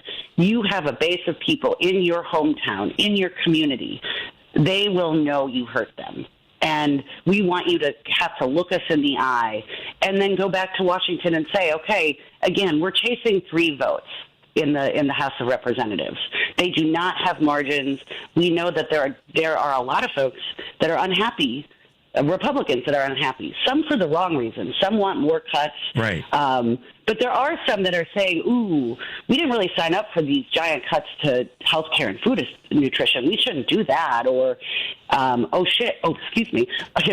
Or we're seeing real backlash from constituents that is causing people to pause. We have delayed the process. And again, that is all we can do day by day, hour to hour. But the pressure is mounting. People are aware, and it is across the political spectrum. And that's why I continue every day to wake up and have hope. Like, this is not a done deal. It is not over. And there is the calls, and again, today's it's a national day of action. We're asking everyone to call, even if you've already called, call again, because it does matter. Should they be calling? And I can give the number. Yeah, I was just going to say, because you said that twice now. I don't want to lose that. No, should they be calling their congressional district elected official, or is there a central number that you're going to give out to people to call? We've set up I'm going to give the number, and then also you can just call the member's office. But we do have a national number. The number is 877-853-4144. And if you call in, they will connect you to your right member of Congress. We know that the staff members of member of Congress in Washington, they track this. So if you think, well, I've called and nothing, it doesn't, they don't say they're with me, or I don't think I'm getting through. They're doing this. They do count how many people are calling in from the district. And this is having, it's having an effect on how hard it will be for them to cross their constituents and side with the billionaire class. And so today we're expecting, like I said, tens of thousands of people to continue to call as this budget is expected to go before the House floor later this week. So we're anticipating right now Thursday is the likely day where this will go before the full House. And again, we're chasing 3 votes. Like, let's make it really hard on them. They're going to deny 13.7 million Americans health care if they side with this GOP budget. Let's make it hard.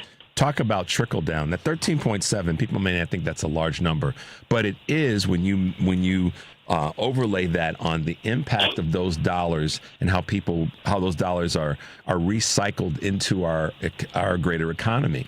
So if 10%, if a district's at 180,000 people in it, and 25% of those people lose those benefits, that's a large number of people in that community that recycle that money more than likely to businesses and services in that community. So that's why, and that is the part that makes it personal and makes it local, because of the fact that the dollars that are not going to be there for people are the dollars that they're going to spend at that local a food store, that local pharmacy, or that local, whatever the business may be. And I think a lot of times people that's missed. That's the impact. It's right there on the ground, to use your phrase. We're talking with Kristen Kroll, the executive director of Fair Share America, and Kristen is one of those people that's leaning in to darn near everything when it comes to what's coming out of Washington right now. But she and her organization really do focus on, as part of this progressive movement, to push back when it comes to what's right with benefits, and particularly when we get into the conversation around taxes. Kristen, one of the questions, let's repeat the number again, 877 Sure, thank you. 853-4144. That is a number where anyone can call and voice their concerns, voice their frustration, and voice their opinion on these bills that are coming out of Washington. And also, as Kristen said, make sure you're still contacting your representative. But I want to ask you a question about that. That's what I didn't want to miss. I've heard from people who have called that have said that, Richard, I've called in, but I got the person that answered the phone said, if you're not from the representative's district, we really can't help you, really can't take the call.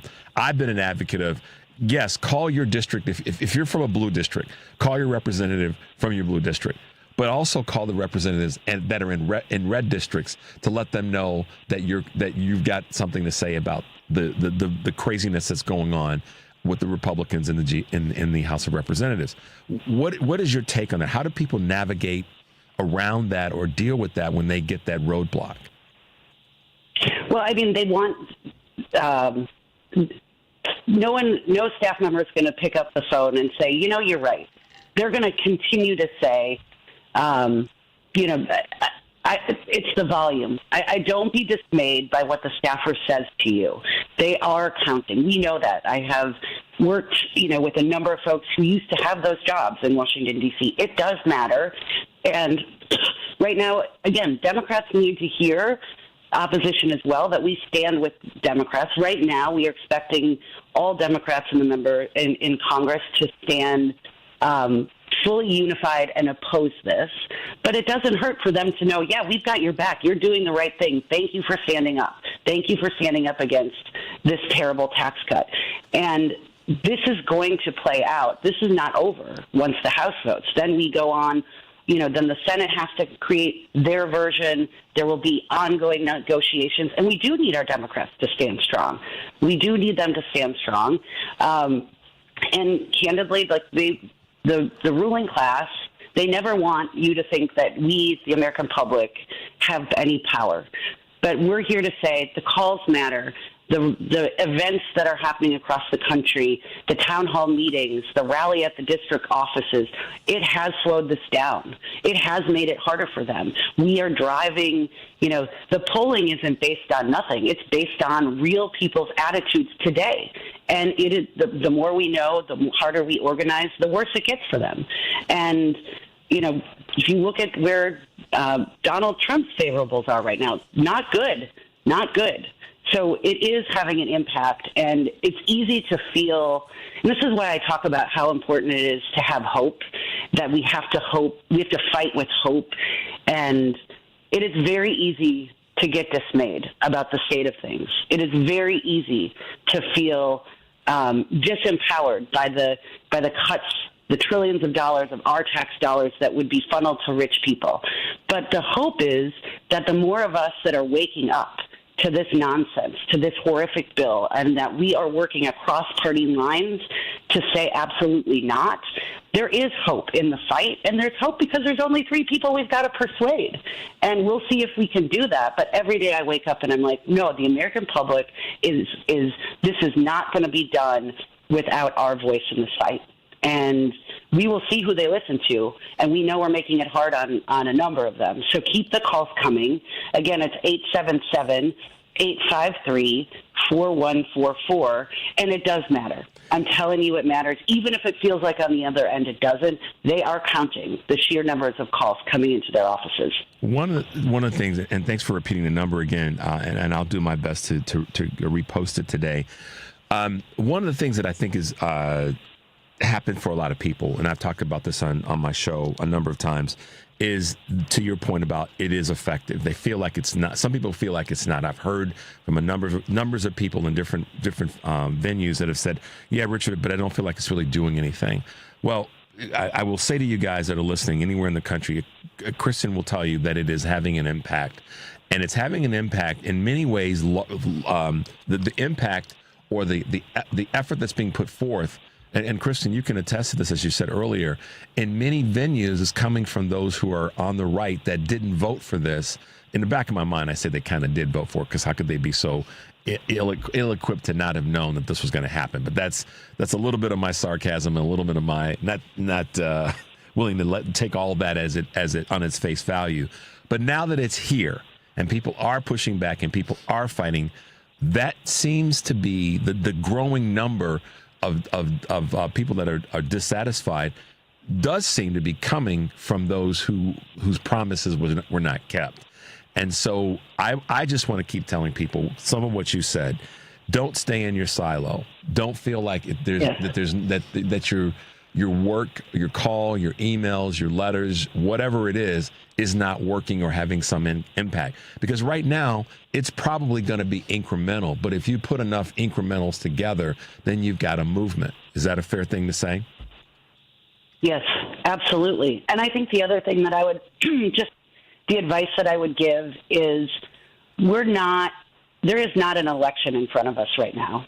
This is not a time to point fingers at who you voted for or who your neighbors voted for. This is a time for us to lead with compassion. And I know that's sometimes hard to swallow for voters who made choices that are harming other constituencies. But we have to operate from a place of, if people have the facts, if they know what this bill does, regardless of party, common sense it's too obvious. People will be harmed and the rich will continue to get richer. People don't want that. The American public does not want that. And so I would just also encourage all of us that in order to build a movement around a shared economic agenda, a shared set of values that say we're not giving any more of our money to these billionaires, it does require us to talk to our neighbors and friends who might not agree with every one of our positions on other issues. But on this one, we do. So we have an enormous power base that we are starting with. If you think about 70% is enormous. If you think polling numbers, that's wonderful to start from a place of that much support.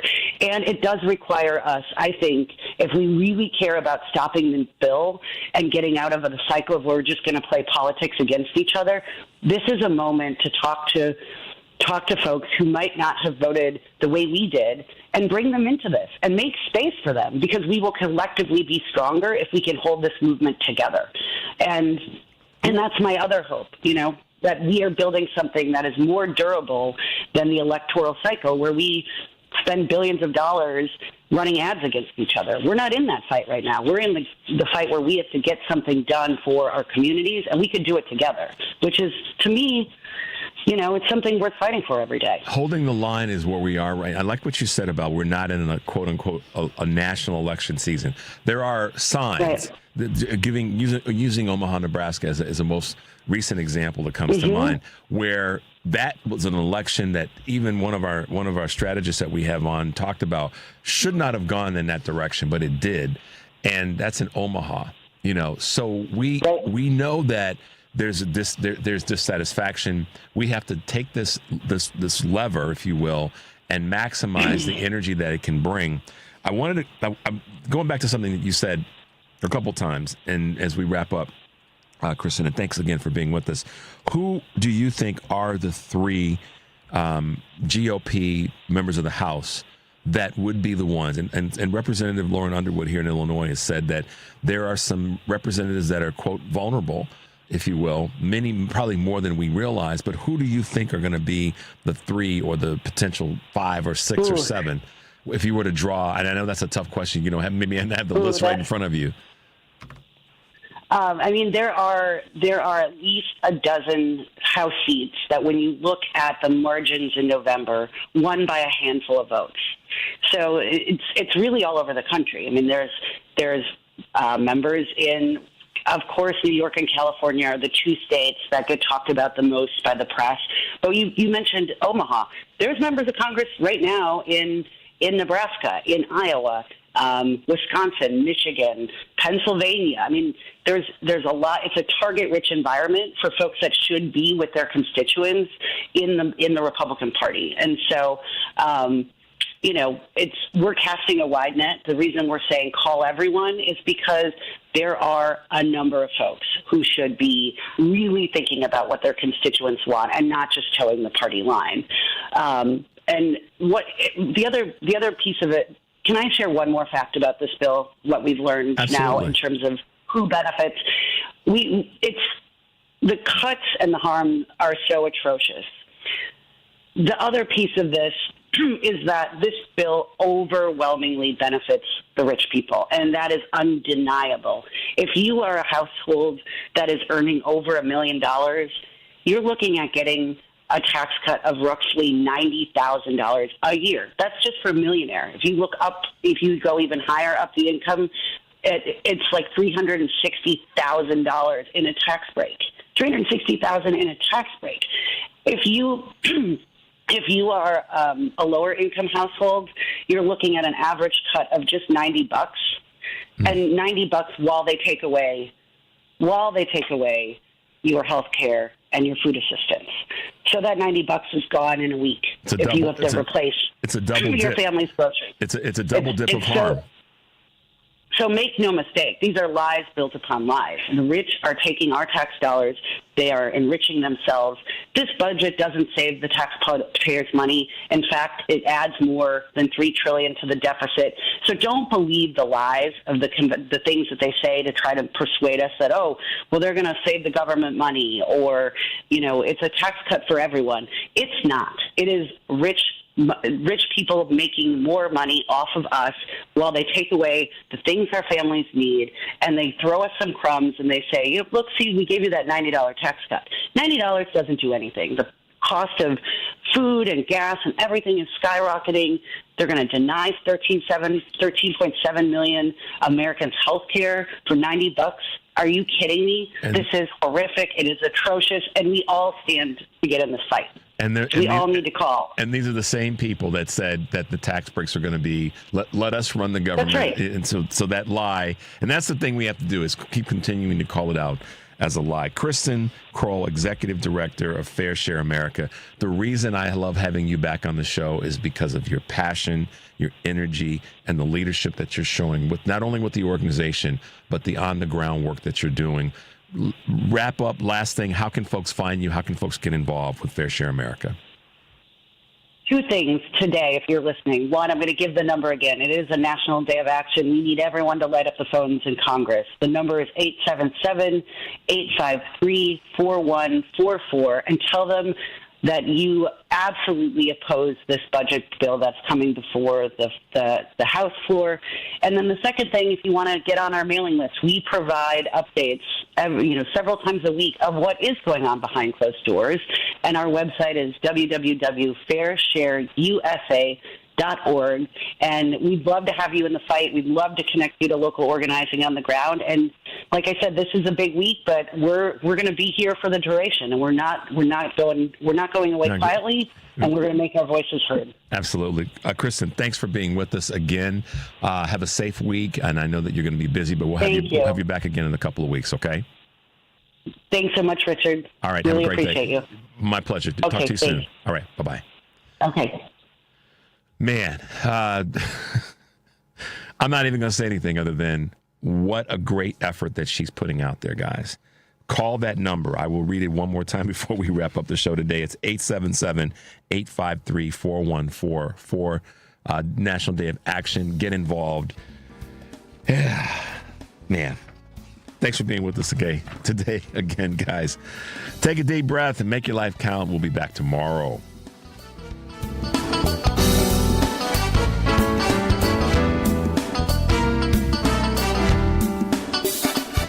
Summer's here, and you can now get almost anything you need for your sunny days delivered with Uber Eats. What do we mean by almost? Well, you can't get a well-groomed lawn delivered, but you can get a chicken parmesan delivered. A cabana? That's a no. But a banana? That's a yes. A nice tan? Sorry, nope. But a box fan? Happily, yes. A day of sunshine? No. A box of fine wines? Yes. Uber Eats can definitely get you that. Get almost anything delivered with Uber Eats. Order now. Alcohol in select markets. Product availability may vary by region. See app for details.